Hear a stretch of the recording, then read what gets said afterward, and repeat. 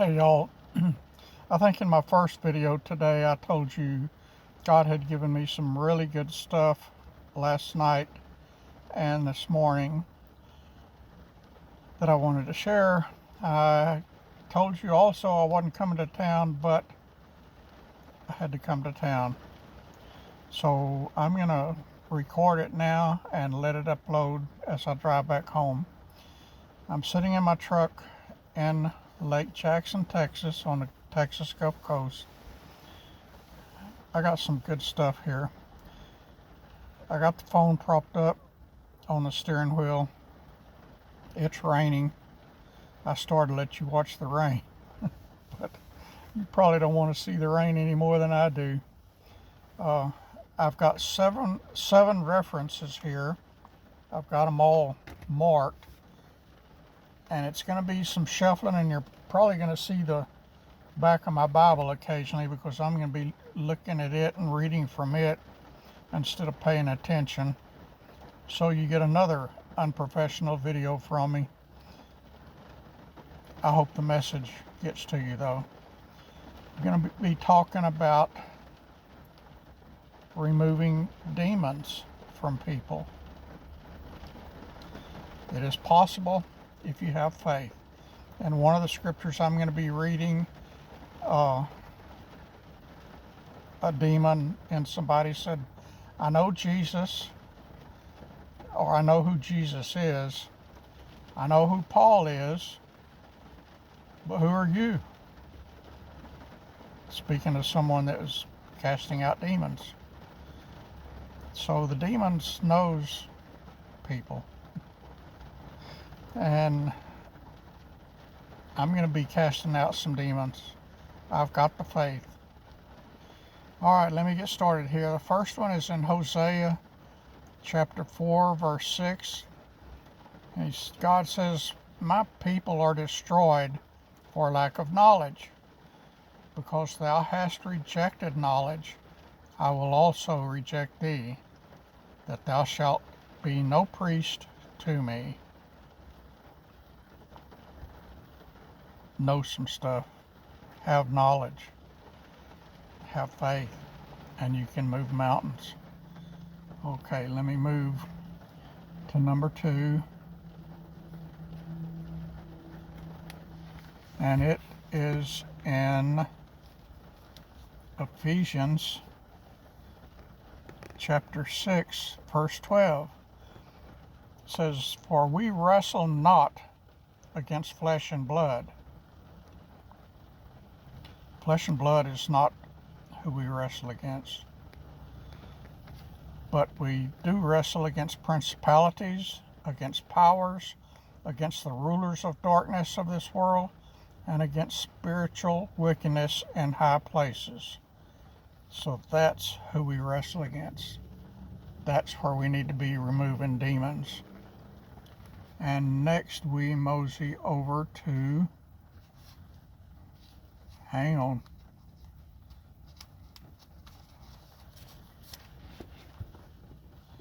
Matthew chapter 16. No, I'm sorry.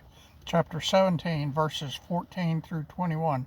And I'll put a reference to all of these scriptures I'm reading in the order that I'm reading them in the comment, not the comment, in the description box below. So Matthew chapter 17, starting in verse 14. And when they were come to the multitude, there came to him a certain man kneeling down to him and saying, Lord, have mercy on my son, for he is a lunatic and sore vexed. He was possessed. For oft times he falleth into the fire, and often into the water. And I brought him to thy disciples, and they could not cure him. Then Jesus answered and said, O faithless and perverse generation, how long shall I be with you? How long shall I suffer you? Bring him to me. Jesus rebuked the devil, and he departed out of him, and the child was cured from that very hour. Then came the disciples to Jesus apart and said, "Why could we not cast him out?" And Jesus said to his own disciples, "Because of your unbelief. For verily I say unto you, if you have faith as the grain of a mustard seed, ye shall say unto this mountain, Remove hence to yonder place, and it shall remove, and nothing shall be impossible unto you. Howbeit this kind goeth not out, but by prayer and fasting." So when you get ready to cast demons out, be sure you pray and pray and pray and fast first. And be sure you've got a ton of faith, like the size of a mustard seed. All right, and next we are going to Matthew again, chapter 10 and verse 1. And when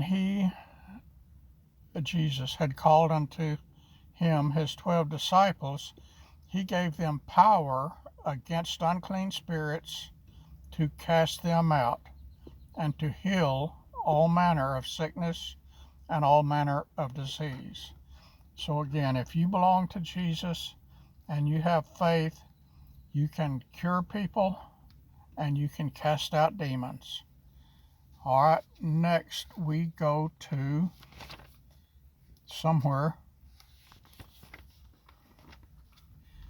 Acts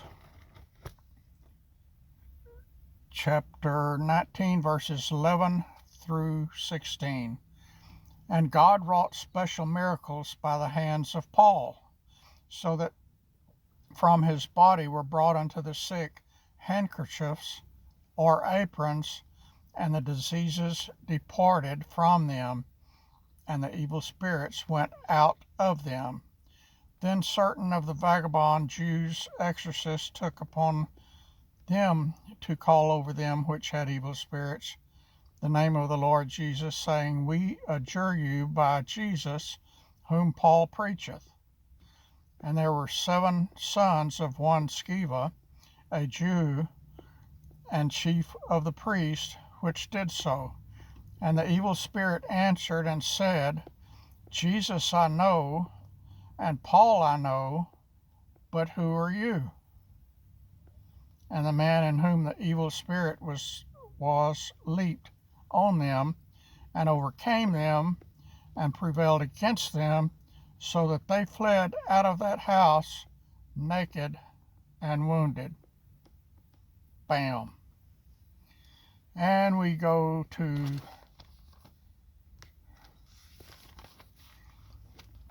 Second Peter chapter 5, verse 8. And this is one we need to be paying attention to 24/7 until we're called home. Be sober, be vigilant, because your adversary the devil, as a roaring lion, walketh about, seeking whom he may devour. We get no rest on earth, friends. We are in a battlefield, fighting relentlessly. But with Jesus, we've got the power to overcome all of the adversary. And finally, we mosey over to Philippians chapter 4, verse 8. It says, Finally, brethren, whatsoever things are true, whatsoever things are honest, whatsoever things are just, whatsoever things are pure, whatsoever things are lovely, whatsoever things are of good report, if there be any virtue, and if there be any praise, think on these things. Bam. Friends, we got to stay holy. We got to stay pure. And the only way we can do that, and the only way we can cast out demons and heal the sick, is to stay in constant prayer with our Creator, with the Creator who created all those that we're healing and casting demons out of, and to fast. I don't know if I have ever cured anybody or not, but I have prayed and fasted, gone to emergency rooms and laid hands on people before and prayed with them. And they lived many years after that, when they were expected to die that night. So God works miracles through His people. We just got to have faith, we got to pray, and we got to fast.